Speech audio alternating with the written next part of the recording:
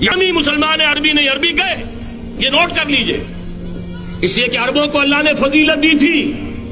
محمد ان میں سے تھے صلی اللہ علیہ وسلم، یہ رتبہ بلند ملا جن کو مل گیا۔ لیکن ساتھ ہی اللہ نے دھمکی بھی دے دی تھی سورہ محمد میں، ان تتولوا یستبدل قوما غیرکم، اگر تم پیٹھ دکھا دو گے اس مشن کو جو ہم نے تمہارے حوالے کیا ہے، تمہیں ہٹائیں گے، کسی اور کو لے آئیں گے۔ اور یہ بات ہو چکی ہے 13ویں صدی عیسوی میں، 1258 میں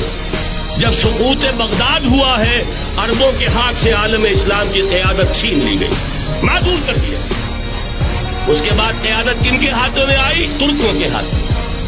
ترکان تیموری ہندوستان میں، ترکان صفوی ایران میں، ترکان سلجوقی مڈل ایسٹ میں، اور ترکان عثمانی کا تو کہنا ہی کیا ہے، وہ ایشیا مائنر سے چل کر آپ کو معلوم ہے کہ مشرقی یورپ کا کتنا بڑا علاقہ، دی گریٹ آٹومان امپائر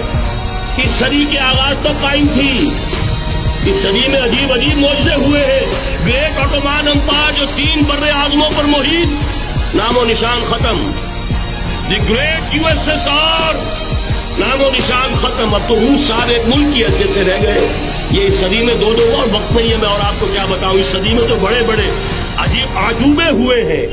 بڑی بڑی 2 عظیم جنگیں ہو چکی ہیں، تیسری جو ہے سر پر کھڑی ہے، دور نہیں ہے، جس کو حدیث میں کہا گیا ہے الملحمۃ العظمی، تاریخ انسانی کی عظیم ترین جنگ، اور وہی صلیبی جنگ جس کا آغاز بوسنیا سے ہو چکا ہے۔ بہرحال اس وقت جو میں کہہ رہا تھا، ورنہ میرے پاس تو یعنی یہ کہ درد دل کہنے کے لیے وقت نہیں ہے،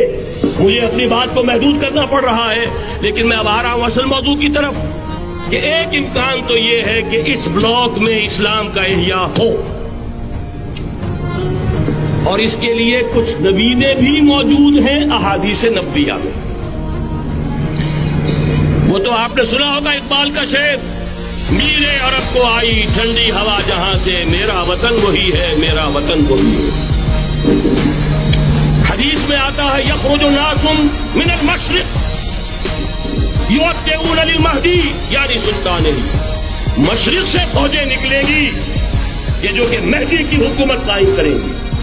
اور یہ ہوں گے حضرت فاطمہ کی نسل ہی سے رضی اللہ تعالی عنہا، لیکن عالم عرب کے اندر پھر ایک طاقت بن کر ابھریں گے، باطل کی قوتوں کے خلاف جہاد کریں گے۔